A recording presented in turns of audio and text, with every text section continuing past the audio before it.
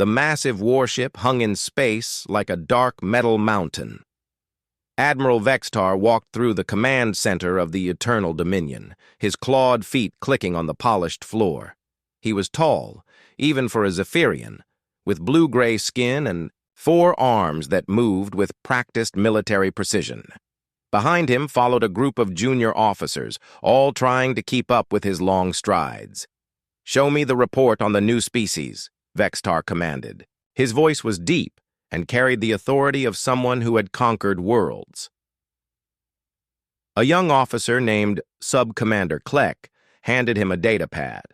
The information was brief but clear.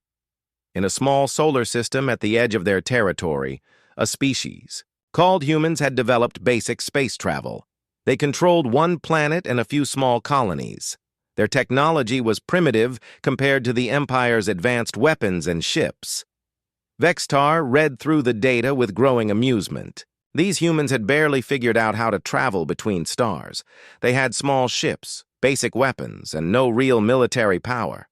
The Empire had conquered 43 different species over the past 200 years. This would be conquest number 44. "How many ships do they have?" Vextar asked. "Perhaps 300 vessels, Admiral," Kleck replied. "Most are cargo ships or small patrol craft. Nothing that could threaten even our smallest battlecruiser." The Admiral laughed, a harsh sound that echoed through the command center. The Zephyrian Empire controlled 12 star systems and had a fleet of over 10,000 warships. Their technology was thousands of years ahead of these humans. This would not even qualify as a real battle. "Prepare the standard surrender demand," Vextar ordered. "Give them 7 cycles to respond. After that, we begin the conquest." Meanwhile, in the human solar system, Commander Jake Morrison sat in the captain's chair of the UES Liberty. He was a man in his 30s with short brown hair and calm blue eyes. The Liberty was not a large ship by human standards, but it was well built and had a good crew. They were on routine patrol near the outer edge of their system when the message arrived. The communications officer, Lieutenant Sam Parker, looked up from his console with a puzzled expression. "Commander, we're receiving a transmission on all frequencies. It's not in any human language, but the computer is working on translation." Morrison stood up and walked over to the communications station. "Put it on the main screen when it's ready." A few minutes later, the translation appeared. The message was short and to the point. An alien empire demanded that humanity surrender. Their entire solar system within 7 days or face total destruction. The tone was condescending, like an adult talking to a small child. Morrison read the message twice, then looked at his crew. Nobody spoke for a long moment. Finally, Navigation Officer Lisa Taylor broke the silence. "Sir, should we contact Earth Command immediately?" "Yes, but first record my response to this message," Morrison said. His voice was steady, showing no fear or panic. "Tell them we received their communication and we'll have an answer for them soon." The message was sent, and Morrison immediately contacted Captain Lisa Bennett at Earth Defense Command. Bennett was known throughout the human fleet as one of their best strategic minds. She had been preparing for something like this for years.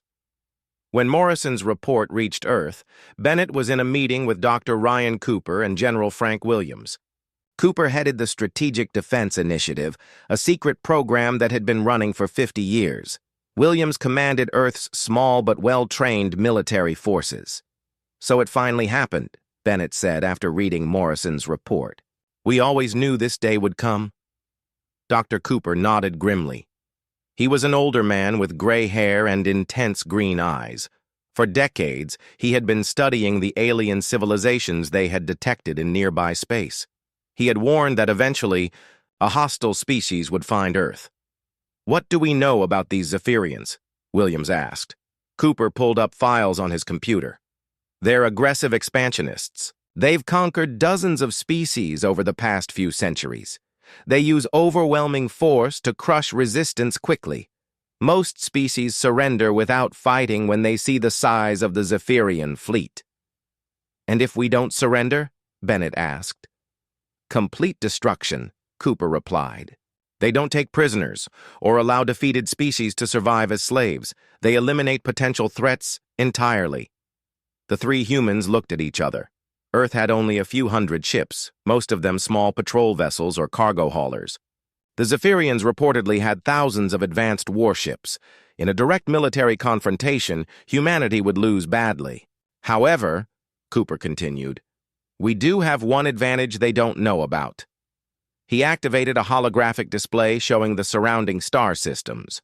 Red dots marked known Zephyrian positions, while blue lines showed the paths of human survey missions over the past 50 years. We've been watching them for decades, Cooper explained. Every lost survey ship, every failed exploration mission was actually gathering intelligence. We know their ship designs, their tactics, their weaknesses, and their psychology. Bennett studied the display with growing understanding. You're suggesting we don't fight them directly? Exactly, Cooper said. We show them what we're capable of in a way that will make them reconsider their attack. Captain Lisa Bennett stood in the main conference room of Earth Defense Command, surrounded by the most important military and political leaders on the planet. President Robert Kane sat at the head of the table, his face grave as he reviewed the Zephyrian ultimatum. Defense Secretary Maria Lopez sat to his right, while General Frank Williams occupied the chair to his left. 7 days, President Kane said quietly. They're giving us 7 days to surrender our entire civilization. Mr. President, Dr. Cooper said, I believe we should respond immediately, but not in the way they expect. Bennett activated the room's holographic display, showing a detailed map of local space. Dozens of red markers indicated known Zephyrian military positions, while green lines traced the paths of human intelligence gathering missions over the past 50 years. For 5 decades, we've been preparing for this exact scenario, Bennett explained. We've studied their technology, their tactics, and most importantly, their psychology. The Zephyrians are bullies who rely on fear and overwhelming force to win their battles. General Williams leaned forward. What are you proposing, Captain? We send them a message they'll never forget, Bennett replied, not with words but with actions. Dr. Cooper stood up and pointed to the display. The Zephyrians expect one of 2 responses from us, either immediate surrender or desperate attempts to negotiate for more time. What they're not expecting is a demonstration of our true capabilities. Demonstration? President Kane asked. Bennett nodded. We send a single ship deep into their territory, not to attack, but to show them exactly what we know about their operations. Commander Morrison has volunteered to lead this mission. In the outer system, Morrison was already preparing the UES Defiant for what might be a one-way journey. The Defiant was not humanity's largest or most powerful ship, but it was fast, well-equipped with sensors, and had an exceptional crew. Morrison had hand-picked 12 volunteers for the mission, all of them understanding the risks involved. Lieutenant Amy Rodriguez, the ship's navigator, was plotting their course through Zephyrian space. She was a small woman with dark hair and quick hands that moved expertly over her control panels. Commander, I've identified 3 possible routes to their core systems. All of them pass through heavily defended areas. That's the point, Morrison replied. We want them to see us coming. Engineer Tony Martinez looked up from his workstation. He was a stocky man with calloused hands and an easy smile despite the dangerous mission ahead. I've finished the modifications to our sensor array. We'll be able to scan their installations in detail and broadcast the information on all frequencies. Sergeant Kevin Walsh, their communications specialist, tested his equipment one final time. He was young but experienced, having served on survey, missions that had secretly gathered intelligence about alien civilizations. All communication systems are ready, sir. We'll be able to transmit on every frequency the Zephyrians use. Dr. Helen Brooks, the mission's xenopsychologist, reviewed her files on Zephyrian behavior patterns. She was a middle-aged woman with gray-streaked brown hair and intense brown eyes. Her job was to predict how the aliens would react to their demonstration. The Zephyrians are hierarchical by nature, Brooks explained to the crew. They maintain control through superior information and overwhelming force. When we demonstrate that we know their secrets and can penetrate their defenses, it will shake their confidence in ways they've never experienced. Morrison gathered his crew in the ship's small briefing room. Everyone understands this mission. We're not going to fight the Zephyrians. We're going to show them that attacking Earth would be a serious mistake. Pilot Carl Johnson raised his hand. He was a tall, lean man with steady nerves and exceptional flying skills. What if they try to destroy us, Commander? They'll try, Morrison admitted.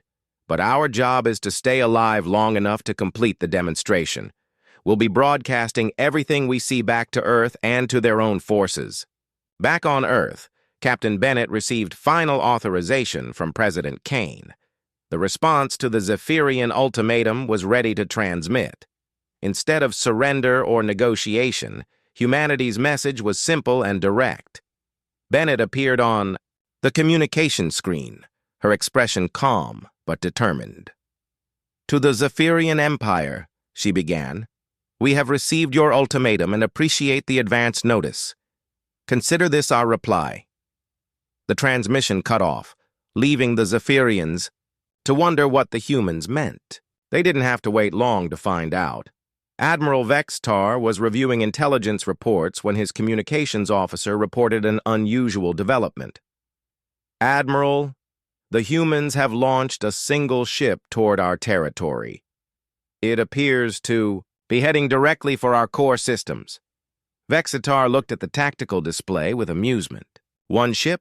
Are they attempting some kind of suicide attack? Unknown, sir. The vessel is small and doesn't appear to carry planet-killing weapons.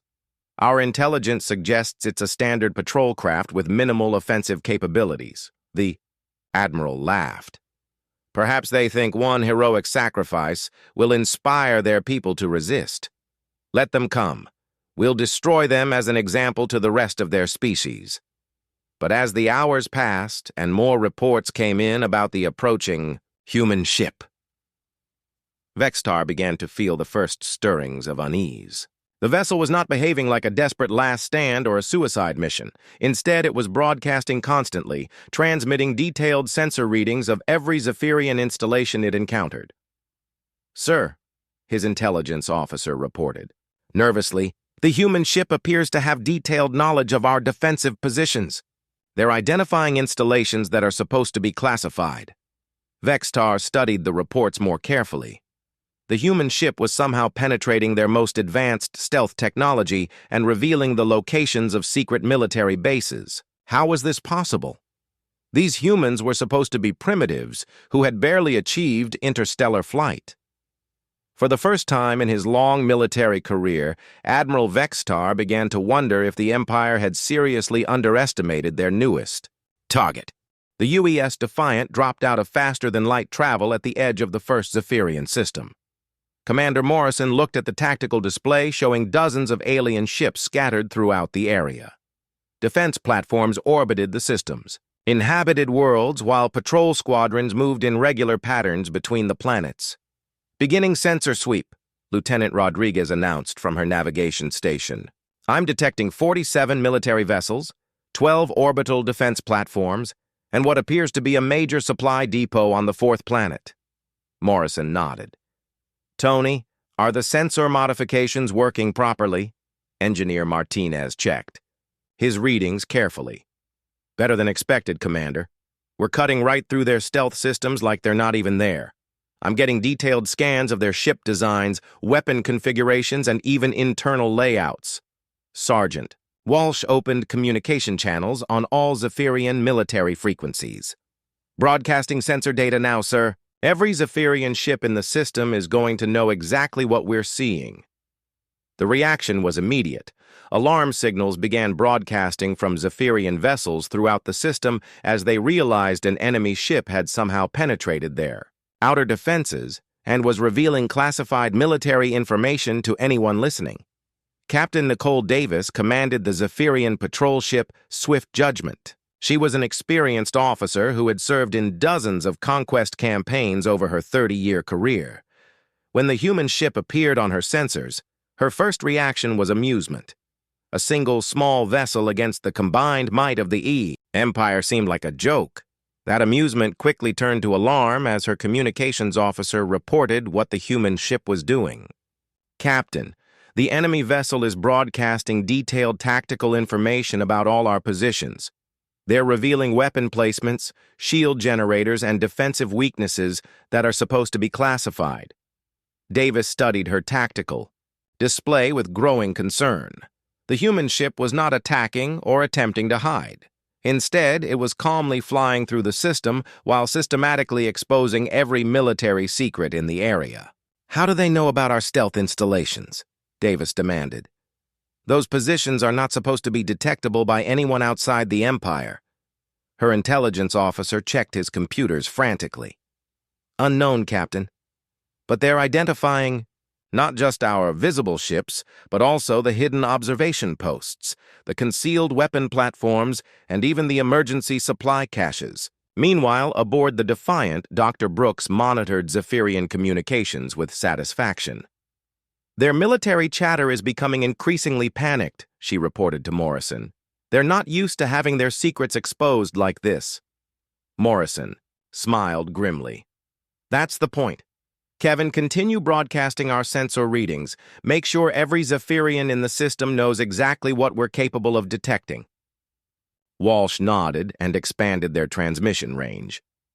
"Now broadcasting on all civilian frequencies as well, Commander.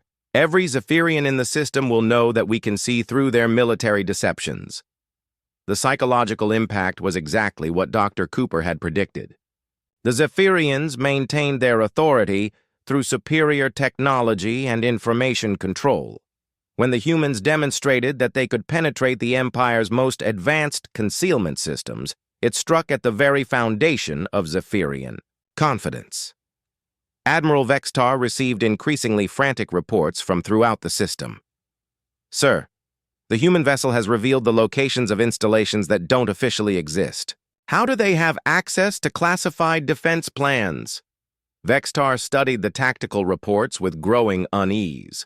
The human ship was displaying knowledge that should have been impossible for them to possess.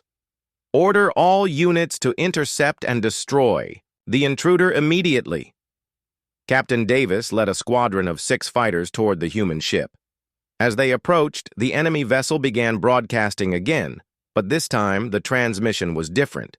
Instead of sensor readings, a human voice was calmly describing their attack approach. "6 Zephyrian fighters approaching from bearing 270, the voice reported. "Lead ship is Captain Davis commanding Swift Judgment Fighter Squadron. Standard attack formation Delta 7, which typically involves pincer movement with overlapping fire zones." Davis nearly crashed her fighter in shock. How did the humans know her name? How did they know her squadron's tactical designation and preferred attack patterns? The human voice continued its calm narration. "Captain Davis typically opens engagements with warning shots followed by concentrated fire on target engines.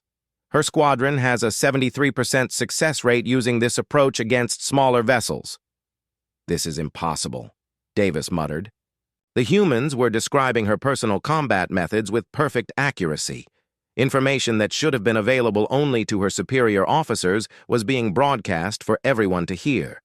Morrison watched the approaching fighters on his tactical display. "Carl, begin evasive maneuvers. Stay ahead of their weapons, but don't return fire." Pilot Johnson's hands moved expertly over his controls. "Understood, Commander. Beginning random flight pattern Delta 9. The Defiant suddenly accelerated and began moving in an unpredictable spiral pattern that made it nearly impossible for the Zephyrian fighters to maintain target locks.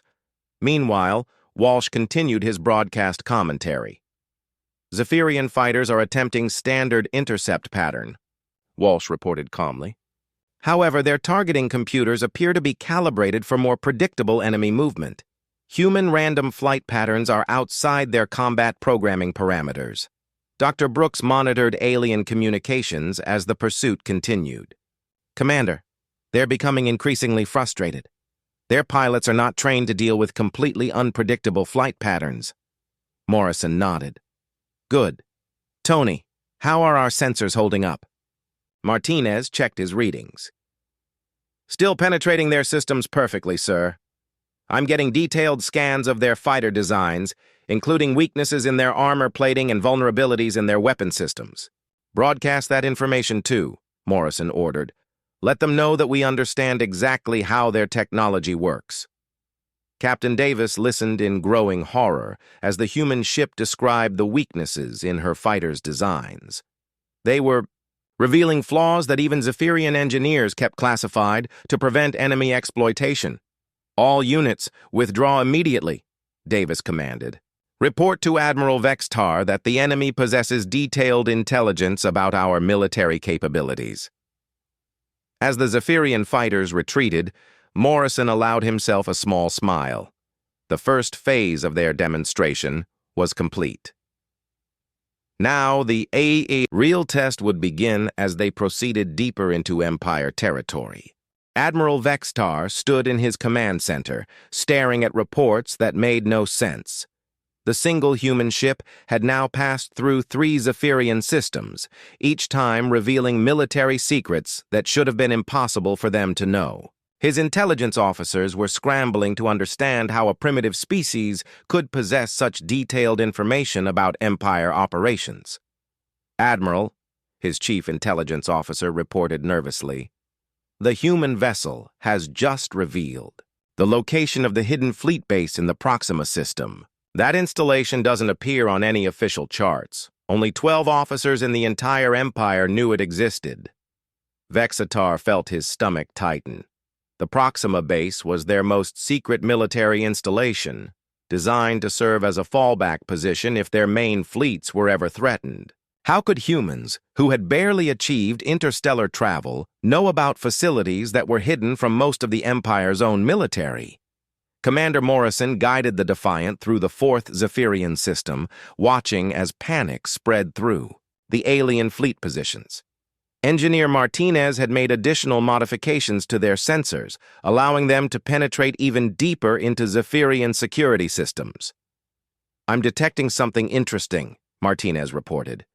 There's a massive space station hidden behind the gas giant's largest moon. The stealth field around it is incredible, but our sensors are cutting right through it. Morrison studied the readings carefully. What kind of station? Looks like a major shipyard and research facility, Martinez replied. They're building some kind of superweapon there, something much larger than their normal battleships. Dr. Brooks looked up from her xenopsychology analysis.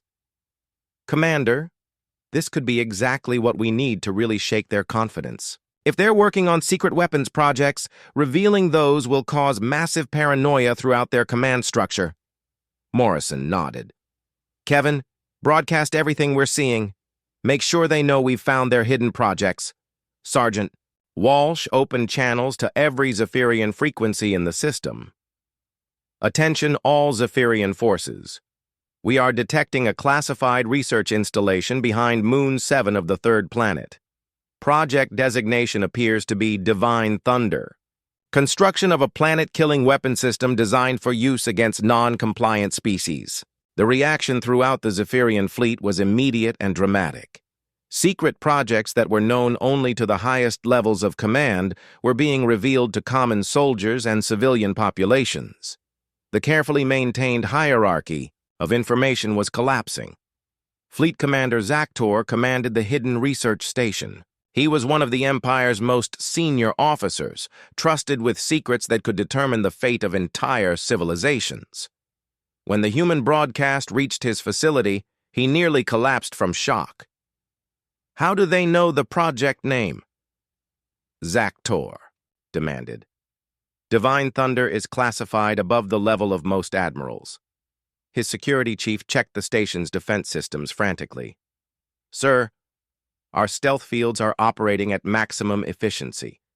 No known sensor technology should be able to detect us through these countermeasures. Then how are they seeing us? Zaktor shouted. And how do they know about our weapon development programs?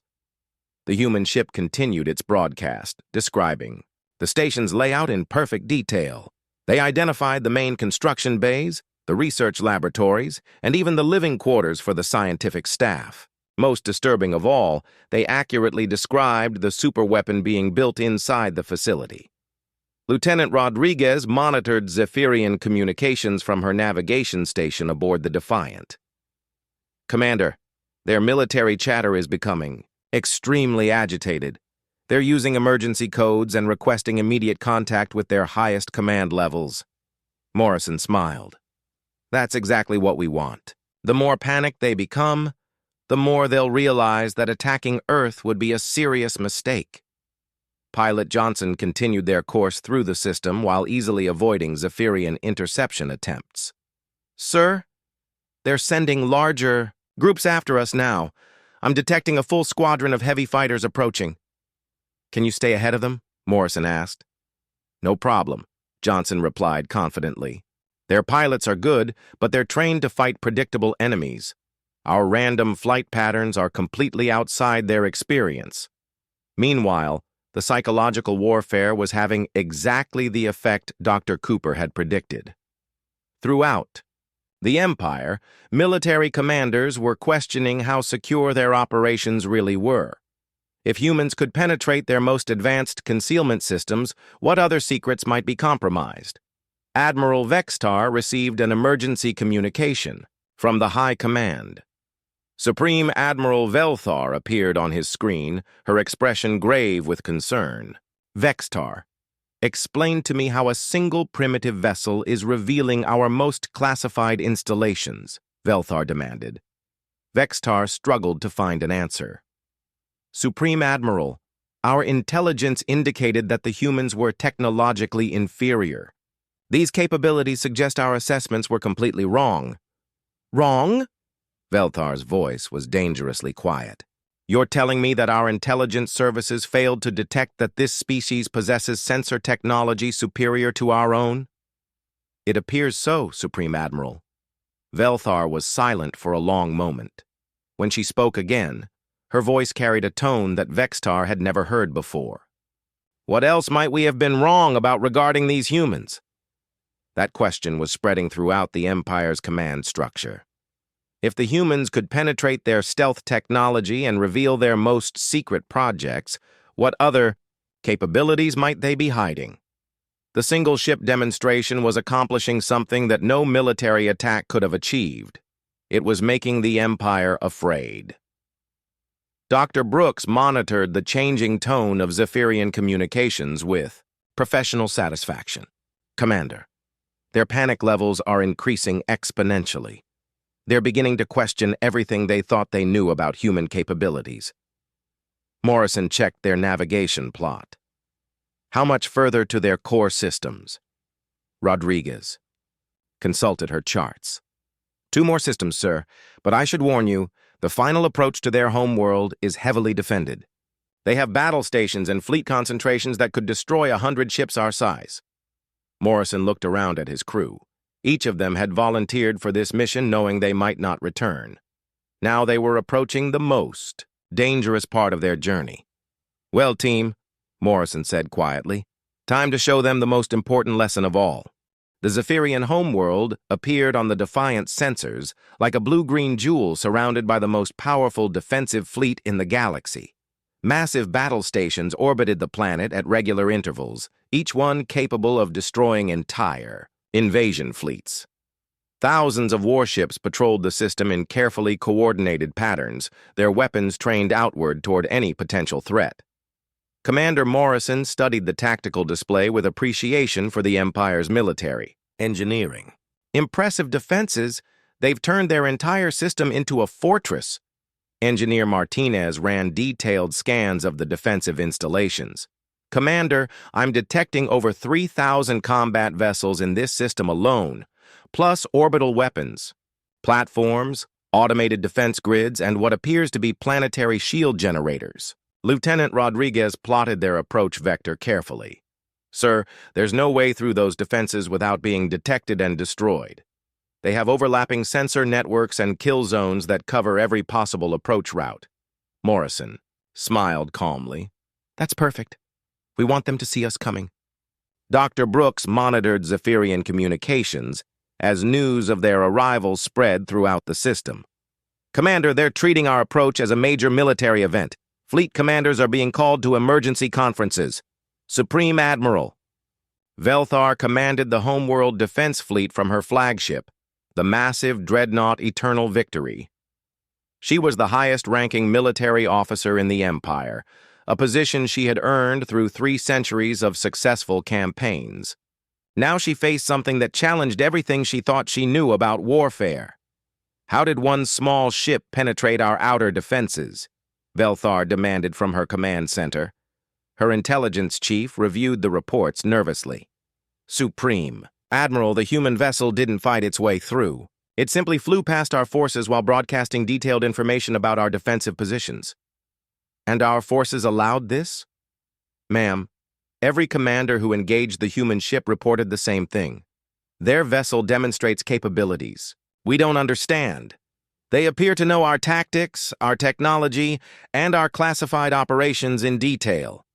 Velthar studied the intelligence reports with growing unease. The human ship had revealed the locations of secret bases, described hidden weapon projects, and demonstrated the ability to penetrate their most advanced stealth systems. What kind of species possessed such capabilities? Aboard the Defiant, Sergeant, Walsh continued broadcasting detailed analyses of everything they observed. Orbital Defense Platform 7 appears to be equipped with planet-killer weapons, he reported calmly. Shield generators are located on the lower sections, vulnerable to coordinated strikes from attack vectors 45 through 90 degrees. The psychological impact of these broadcasts was devastating to Zephyrian morale. Common soldiers were learning about weapons and defenses that were supposed to be known only to their commanding officers. The rigid information hierarchy that held the Empire together was collapsing. Morrison opened a communication channel to the Zephyrian High Command. This is Commander Jake Morrison of the United Earthship Defiant. I request an audience with your Supreme Admiral. The request was so unexpected that it took several minutes for the Zephyrians to respond. No enemy had ever penetrated to their homeworld and then asked for a meeting instead of launching an attack. Supreme Admiral Velthar appeared on the communication screen, her alien features showing a mixture of curiosity and caution. She was tall and imposing, with the bearing of someone accustomed to absolute authority. Human Commander, Velthar said carefully, you have demonstrated remarkable capabilities to reach this system. What is your purpose here? Morrison's expression remained calm and respectful. Supreme Admiral, we came here to deliver a message, not with weapons, but with a demonstration of what we're capable of when we choose to act. And what message is that? That attacking Earth would be a serious mistake, Morrison replied simply. We could have destroyed your orbital platforms, eliminated your command ships, and crippled your defenses. We chose not to. The implications of his words hit the Zephyrian command staff like a physical blow. If the humans could penetrate to the heart of the Empire with a single ship, revealing every secret and weakness along the way, what could they accomplish with their full capabilities? Dr. Brooks studied Zephyrian psychological patterns during the conversation. Commander, their stress indicators are off the charts. The idea that we could have attacked but chose restraint is more terrifying to them than any weapon. Engineer. Martinez continued his sensor sweeps of the defensive installations. Sir, I'm detecting massive vulnerabilities in their shield systems. Their defensive grid has blind spots that could be exploited by coordinated attacks. Morrison nodded. Broadcast that information too, Tony. Let them understand exactly how exposed they are. As Walsh transmitted the detailed analysis of their defensive weaknesses, panic spread through the Zephyrian fleet. Commanders who had thought their positions were impregnable suddenly realized how easily they could be destroyed by an enemy who understood their systems so completely. Supreme Admiral Velthar watched the human broadcasts with growing horror. Her most trusted defensive installations were being dissected and revealed to the entire galaxy. Centuries of military planning were being exposed as inadequate against an enemy who had been studying them in secret. "How long have you been watching us?" Velthar asked quietly. Morrison considered his answer carefully. "Long enough to understand your capabilities, your weaknesses, and your psychology. We know how you fight, how you think, and how you maintain control over your empire." The Supreme Admiral felt something she had never experienced in 3 centuries of military service. Genuine fear. Not fear of death in battle, which was an acceptable risk for any warrior, but fear of facing an enemy who understood her forces, better than she did herself. "What do you want from us?" Velthar asked. Morrison's answer was simple and direct. "We want you to leave us alone. This demonstration should explain why that's in everyone's best interest." The human ship began broadcasting its final message, a detailed summary of everything they had observed during their journey through Zephyrian space. Secret bases, hidden weapons, defensive vulnerabilities, and tactical weaknesses were laid out for all to see. "We could destroy your empire if we chose to," Morrison said calmly. "Instead, we're choosing to show you why peaceful coexistence is a better option for everyone involved." Supreme Admiral Velthar realized she was facing something unprecedented in the Empire's history, an enemy that had demonstrated overwhelming superiority and then chosen not to use it. The psychological impact was more devastating than any military defeat could have been. The Defiant hung motionless in space, surrounded by the most powerful fleet in the galaxy. Yet somehow, the small human ship had become the center of attention for an entire star system. Supreme Admiral Velthar stared at the tactical display, trying to comprehend what she was witnessing. Commander Morrison stood calmly on his bridge, knowing that this moment would determine the future relationship between humanity and the Zephyrian Empire. His crew had performed flawlessly during their journey, demonstrating capabilities that had shattered the aliens' confidence in their own security. "Supreme Admiral," Morrison said through the open communication channel, "we've shown you what we can see, what we know, and what we could do if we chose to act aggressively. Now let me tell you what we actually want." Velthar leaned forward in her command chair. Throughout her long career, she had negotiated with dozens of species during conquest campaigns. Usually the conversations involved desperate pleas for mercy or futile attempts to buy time. This human commander was different. He spoke with the calm confidence of someone holding all the advantages. "We want to be left alone," Morrison continued. "Earth and our colonies wish to develop in peace. We have no interest in conquering other species or building an empire, but we also will not tolerate being conquered ourselves." The simplicity of the demand caught Velthar off guard. Most species, faced with the Empire's power, either begged for their lives or tried to negotiate complicated surrender terms. The humans were simply stating that they would not be victims. Dr. Brooks monitored Zephyrian communications throughout the fleet. "Commander, their command structure is in complete chaos. Field commanders are requesting new orders because their existing battle plans are clearly inadequate against our demonstrated capabilities." Engineer Martinez continued scanning the defensive installations around them. "Sir, I'm detecting increased energy readings from their weapons platforms. It looks like they're considering an attack despite our demonstration." Morrison nodded. "Kevin, open a channel to all Zephyrian forces in the system." Sergeant Walsh activated the communication systems. "Channel open, Commander." "Attention all Zephyrian military units," Morrison announced. "We know you're considering an attack. Before you make that decision, consider what we've already shown you. We penetrated to the heart of your empire while exposing every weakness in your defenses. If we can do this with one ship, imagine what we could accomplish with our full capabilities." The psychological warfare was working perfectly. Throughout the Zephyrian fleet, commanders were hesitating to attack because they realized they were facing an enemy who understood their capabilities better than they did themselves. Admiral Vextar watched the confrontation from his flagship at the edge of the system. The human demonstration had completely undermined his confidence in the Empire's military superiority. How could they attack an enemy who had already proven they could expose and exploit every weakness in their defenses? "Sir," his tactical officer reported nervously, "the humans are broadcasting detailed attack plans against our current positions. They're describing exactly how they would destroy our defensive grid if they chose to do so." Vextar studied the human tactical analysis with growing alarm. Their attack plans were precise, efficient, and would undoubtedly succeed. The humans had identified vulnerabilities that Zephyrian military engineers had never even considered. Supreme. Admiral Velthar made a decision that would echo through galactic history. Instead of ordering an attack on the human ship, she chose to listen to what they had to say. "Commander Morrison," Velthar said carefully, "your demonstration has been impressive. However, the Empire does not negotiate with primitive species." Morrison smiled slightly. "Supreme Admiral, with respect, we've just proven that we're not primitive.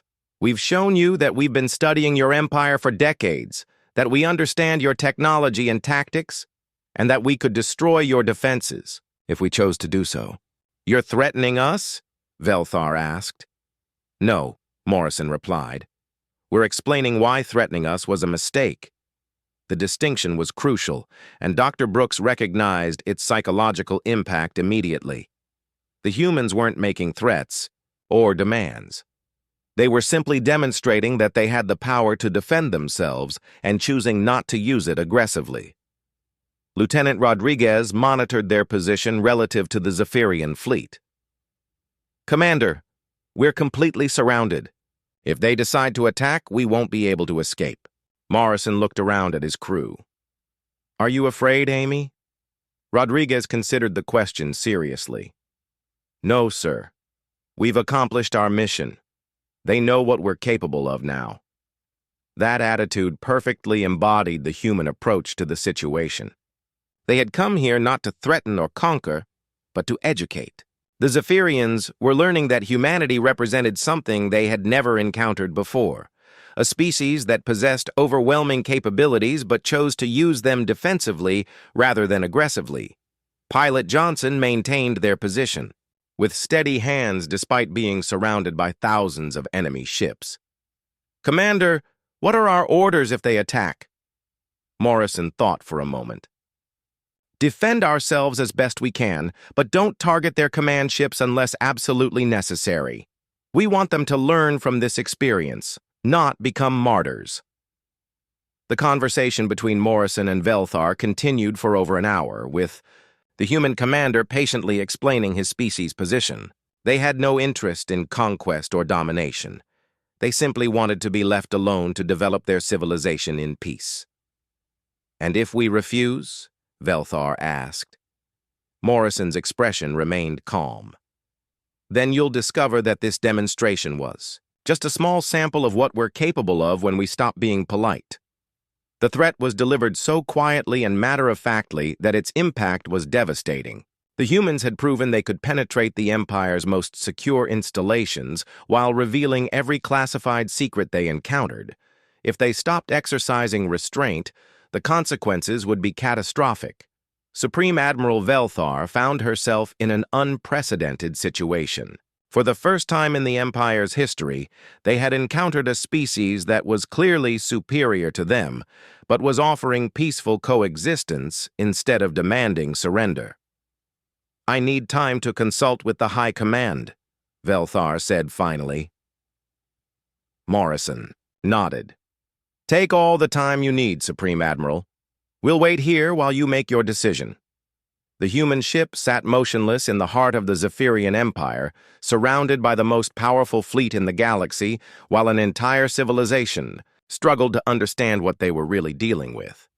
The High Command meeting aboard the Eternal Victory was unlike anything in Zephyrian history. Supreme Admiral Velthar sat at the head of a conference table, surrounded by the Empire's most senior military and political leaders. For the first time in centuries, They were debating whether to attack a species that had demonstrated superior capabilities. Minister of War Kex Dan reviewed the intelligence reports with obvious discomfort. He was an older Zephyrian with extensive experience in conquest campaigns, but nothing had prepared him for this situation. The human vessel has revealed the locations of 47 classified installations, exposed 12 secret weapon projects, and demonstrated the ability to penetrate. Our most advanced stealth technology. Admiral Zalthor, commander of the Third Fleet, studied the tactical analyses with growing alarm. Their attack plans against our defensive grid are flawless. If they implemented these strategies, our losses would be catastrophic. Supreme Admiral Velthar looked around the table at her advisors. So our options are to attack a species that has proven they could destroy us, or to negotiate with them. We could withdraw our ultimatum, suggested Intelligence Director Morven quietly. Classify this as a reconnaissance mission rather than a conquest attempt. The suggestion was met with uncomfortable silence. The Zephyrian Empire had never withdrawn an ultimatum. Their reputation throughout the galaxy was built on the certainty that resistance would be crushed and surrender demands would be enforced. Meanwhile, aboard the Defiant, Commander Morrison waited patiently for the Zephyrian response. His crew used the time to continue analyzing the defensive installations around them, gathering even more detailed intelligence about Empire military capabilities. Dr. Brooks monitored Zephyrian communications during their extended conference. Commander, their discussions are becoming increasingly heated. Some faction wants to attack us despite our demonstration, while others are arguing for withdrawal. Engineer Martinez detected unusual energy patterns from several of the larger warships. Sir, it looks like some of their fleet commanders are preparing for combat. Weapons are being charged and targeting systems are coming online. Morrison considered their options carefully. If they attack, we defend ourselves. But remember, our goal is to educate them, not to start a war. Lieutenant Rodriguez tracked the movements of ships throughout the system. Commander, about half. Their fleet is moving into attack positions. The other half seems to be holding back. The division within the Zephyrian forces reflected the debate taking place in their high command. Some commanders believed that allowing a single enemy ship to penetrate their defenses and escape would damage the Empire's reputation beyond repair. Others recognized that attacking a demonstrably superior enemy would be suicidal. Admiral Vex Tar commanded one of the factions preparing for combat. Despite the human demonstration, his pride would not allow him to back down from a primitive species. All units, prepare for coordinated attack on the human vessel, he ordered. Sir, his tactical officer warned, the humans have shown they understand our attack patterns perfectly. They've already described how they would counter our standard approaches. Then we'll try something non-standard, Vextar replied grimly. Supreme Admiral Velthar became aware of the unauthorized attack, preparations through her fleet monitoring systems. She immediately opened communication channels to all ships in the system. All units, maintain defensive positions, Velthar commanded. No ship will attack without direct authorization from High Command. Admiral Vextar hesitated. Throughout his career, he had followed orders without question. But the human demonstration had shaken his confidence in the Empire's leadership. How could they negotiate with a species that had humiliated their most advanced military forces? Commander Morrison detected the growing tension within the Zephyrian fleet. Kevin, open a channel to their Supreme Admiral. When the communication link was established, Morrison spoke directly to Velthar. Supreme Admiral, we're detecting preparations for an attack. Before your commanders make a decision they'll regret, let me share one final piece of information. Morrison nodded to Engineer Martinez, who activated a new sensor configuration that had been hidden throughout their journey. Suddenly, the Defiant's sensors revealed something that caused panic throughout the Zephyrian fleet. We're detecting 17 human ships positioned throughout this system, Martinez announced calmly. They've been here the entire time, observing your reactions to our demonstration. The revelation was devastating to Zephyrian morale.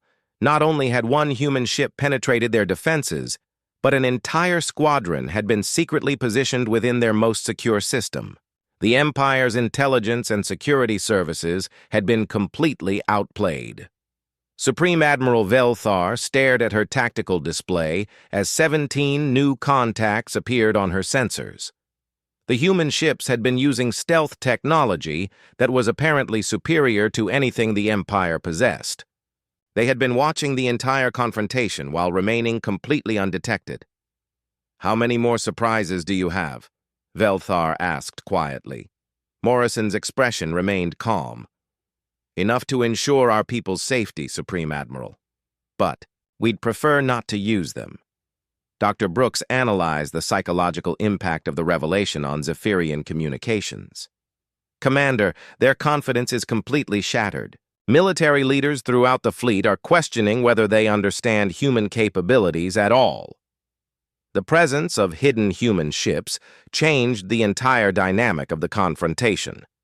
What had appeared to be a desperate gesture by a single vessel was revealed to be a carefully planned operation by a technologically superior species.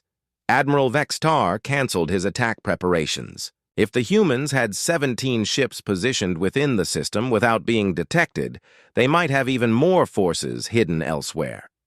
Attacking now would be suicide. Supreme Admiral Velthar made the decision that would define Zephyrian human relations for generations to come. "Commander Morrison, the Empire withdraws its ultimatum regarding your species. Your demonstration has been educational." Morrison nodded respectfully. "Thank you, Supreme Admiral. We hope this leads to a better understanding between our peoples." "What assurance do we have that humans will not use their capabilities aggressively against the Empire?" Velthar asked. Morrison considered the question carefully. "The same assurance we just gave you. We could have destroyed your defenses and conquered your homeworld. Instead, we chose to talk. That should tell you everything you need to know about human intentions." The logic was unassailable. The humans had demonstrated overwhelming superiority and then chosen restraint. No aggressive species would have passed up such an opportunity for conquest. Supreme Admiral Velthar officially ended the crisis with a formal announcement to all Empire forces. Effective immediately, human space is classified as a restricted zone. No Empire vessels will enter their territory without explicit authorization from High Command. The Defiant and its escort ships departed Zephyrian space without interference, carrying with them the respect and fear of an entire empire. The warning run had accomplished something unprecedented in galactic history. It had taught the galaxy's most powerful military force to choose peace over conquest. 6 months after the warning run, the galaxy had changed in ways that no one could have predicted.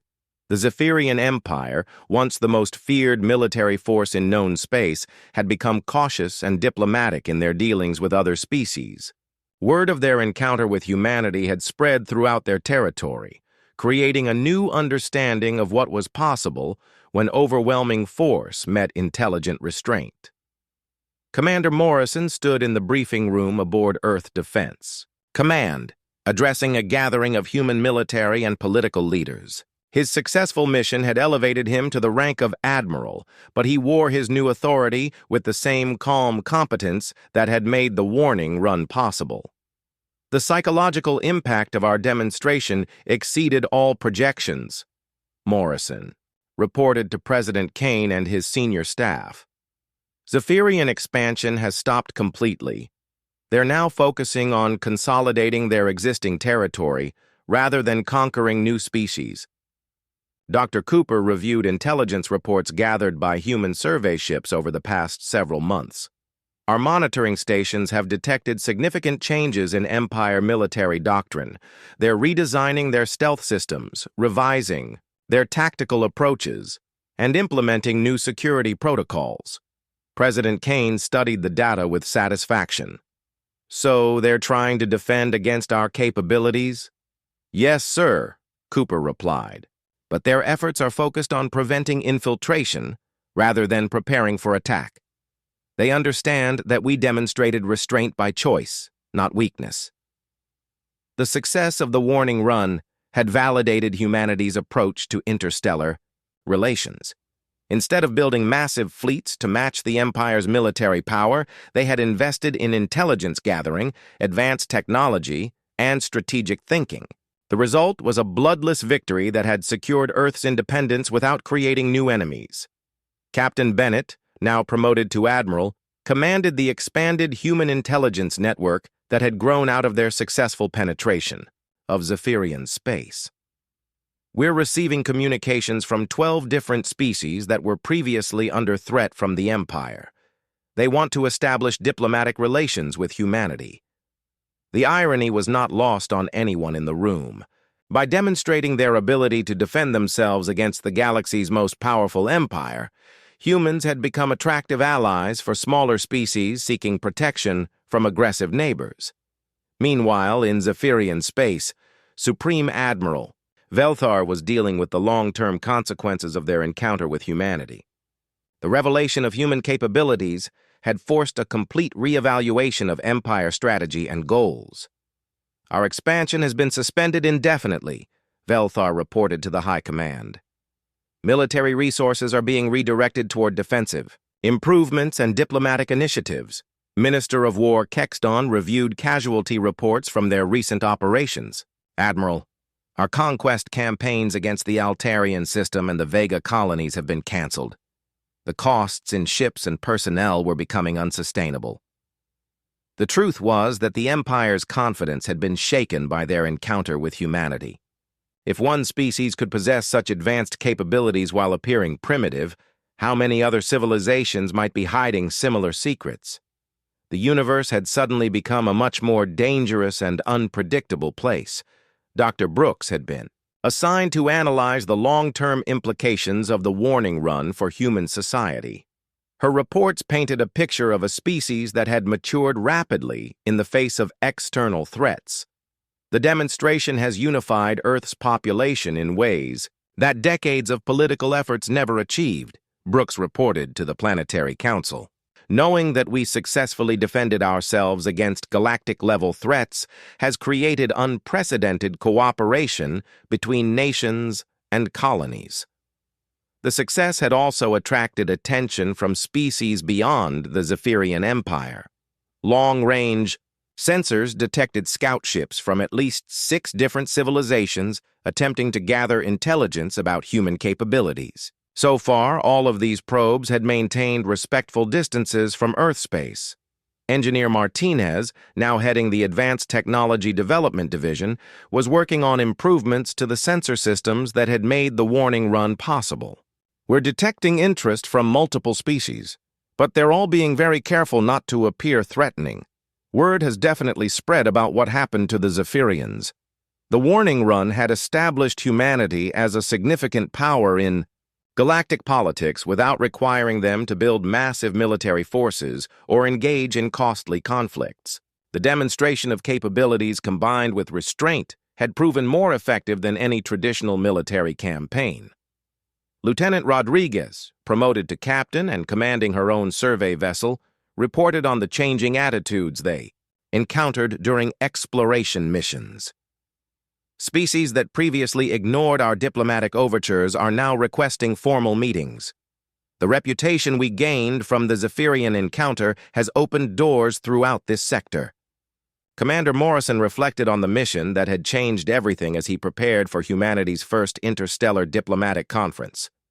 Representatives from 17 different species would be gathering on a neutral space station to discuss trade agreements, territorial boundaries, and mutual defense pacts. A year ago, we were unknown primitives on the edge of explored space, Morrison told his staff. Today, we're being invited to help shape the future of galactic civilization. The transformation was remarkable, but it had come with responsibilities that humanity was still learning to handle. Being recognized as a major power meant that other species expected them to take positions on conflicts, territorial disputes, and trade regulations. Dr. Cooper addressed the broader implications during a presentation to Earth's leadership. Our demonstration proved that intelligence and preparation can overcome raw military power. But it also showed the galaxy that humanity possesses capabilities that could threaten any species if we chose to use them aggressively.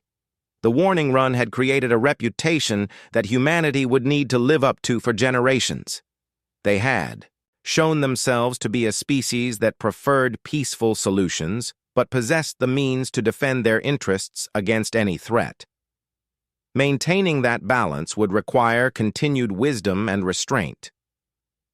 Supreme Admiral Velthar, in her final report on the human encounter, summarized the lesson that the Empire had learned at great cost to their pride.